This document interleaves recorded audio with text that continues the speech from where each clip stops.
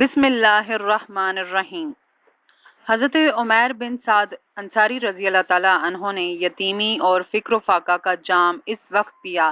جبکہ آپ نے ابھی گھٹنوں کے بل کھڑا ہونا بھی نہیں سیکھا تھا۔ ان کا باپ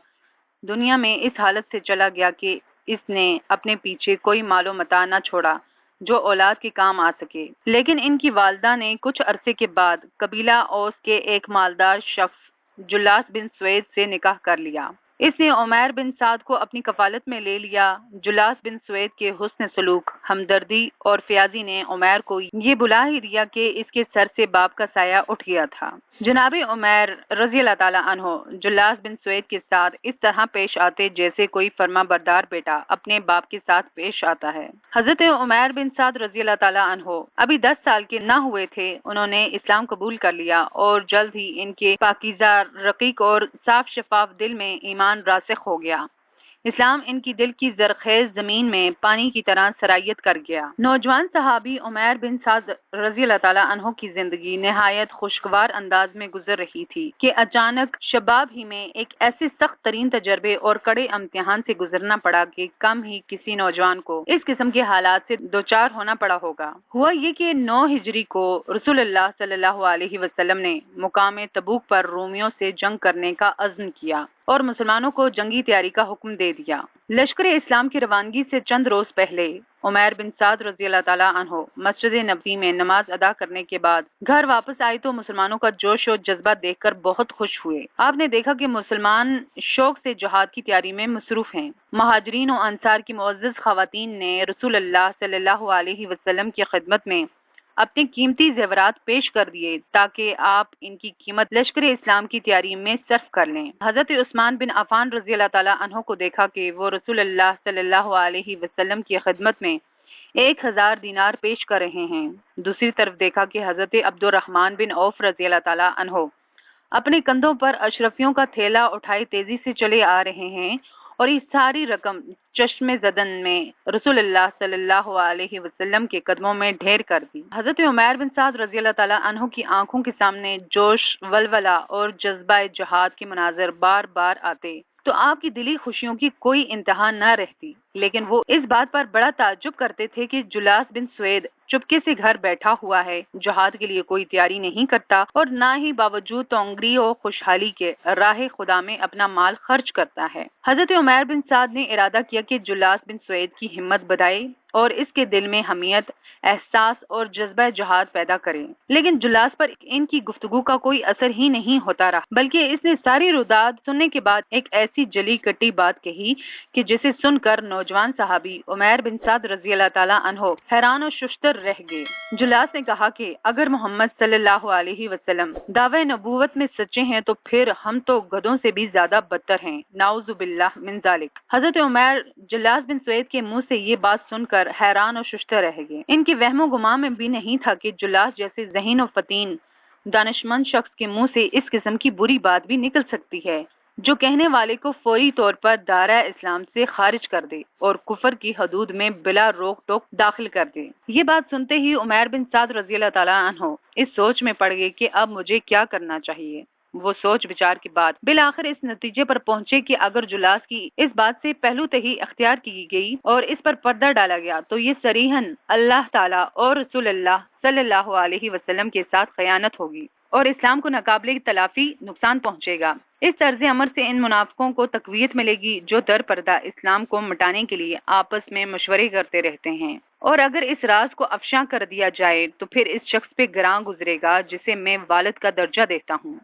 اور اس نے اپنے حسن سلوک اور فیاضی سے مجھے یتیمی کا احساس تک نہ ہونے دیا۔ میں نے سوچا اس نازک مرحلے پر کون سی کڑوی گولی نگلی جائے۔ پھر یکدم میں نے جلاس کی طرف متوجہ ہو کر کہا، باخدا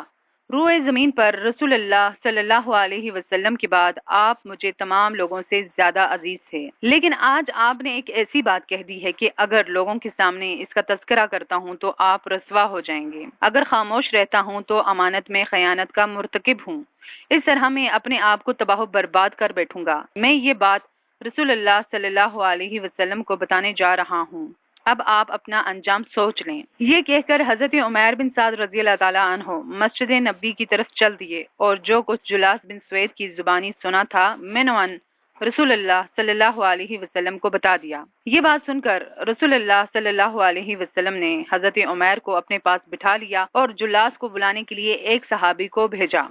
تھوڑی ہی دیر کے بعد جلاس آپ کی خدمت میں حاضر ہو گیا، سلام عرض کی اور آپ کے سامنے دو زانوں بیٹھ گیا۔ آپ نے دریافت کیا، کیا عمیر کے سامنے تم نے یہ بات کہی ہے کہ اگر محمد صلی اللہ علیہ وسلم دعوی نبوت میں سچے ہیں تو ہم پھر گدھوں سے بھی بدتر ہیں؟ اس نے کہا، یا رسول اللہ صلی اللہ علیہ وسلم، میں نے تو ایسی کوئی بات نہیں کی، یہ سراسر جھوٹ بولتا ہے۔ صحابہ کرام جلاس اور عمیر کو بغور دیکھنے لگے تاکہ ان کے چہروں کے تاثرات سے اندازہ لگا سکیں کہ ان میں کون سچا ہے اور کون جھوٹا ہے۔ حاضرین مجلس سرگوشیاں کرنے میں لگے۔ ایک منافق کہنے لگا، دیکھو یہ نوجوان سانپ کی مانند احسان فراموش نکلا کہ جس نے اسے دودھ پلایا اسے ہی ڈنگ مار دیا۔ دوسرے ساتھی کہنے لگے، نہیں بلکہ یہ نوجوان تو نہایت ہی شریف ہے، اس کی تو نشونما ہی عطاۃ الہی کے ماحول میں ہوئی، اس کے چہرے کے تیور ہی بتاتے ہیں کہ یہ اپنی بات میں سچا ہے۔ رسول اللہ صلی اللہ علیہ وسلم نے حضرت عمیر کی طرف دیکھا کہ اس کا چہرہ غصے سے سرخ ہو چکا ہے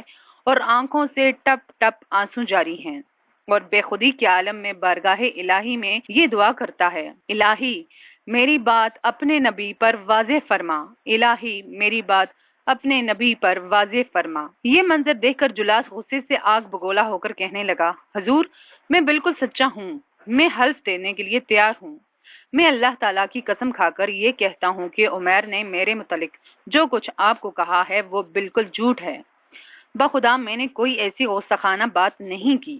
ابھی اس نے اپنا حلف پورا بیان نہیں کیا تھا کہ لوگوں کی نگاہیں عمیر بن سعد رضی اللہ تعالیٰ عنہ کی طرف منتقل ہوگی۔ اتنے ہی میں رسول اللہ صلی اللہ علیہ وسلم پر غنودگی طاری ہوگی۔ صحابہ پہچان گئے کہ اب وحی نازل ہو رہی ہے۔ ہر ایک اپنی اپنی جگہ سہم گیا اور سب کی نگاہیں رسول اللہ صلی اللہ علیہ وسلم کے چہرہ انور پر جم گئیں۔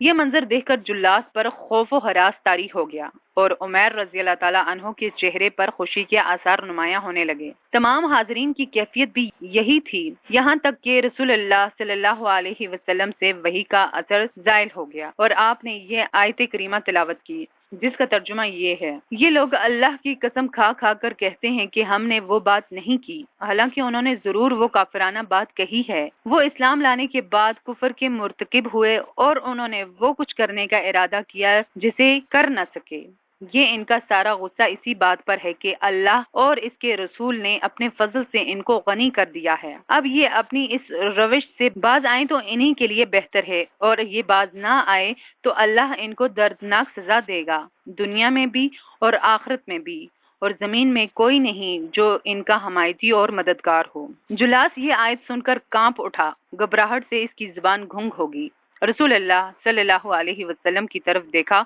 اور آہوزاری کے ساتھ عرض کی، یا رسول اللہ میری توبہ، یا رسول اللہ میری توبہ، یا رسول اللہ عمیر نے سچ کہا اور میں جھوٹا ہوں، یا رسول اللہ اللہ سے کہیں کہ وہ میری توبہ قبول کرے، یا رسول اللہ میں آپ پر قربان۔ اس موقع پر رسول اللہ صلی اللہ علیہ وسلم نے حضرت عمیر کے نور ایمان سے چمکتے ہوئے چہرے کو دیکھا کہ ان کی آنکھوں سے خوشی کے آنسو ٹپک رہے ہیں۔ رسول اللہ صلی اللہ علیہ وسلم نے نہایت ہی شفقت سے اپنا دست مبارک عمیر کے کان پر رکھا اور فرمایا، میرے عزیز،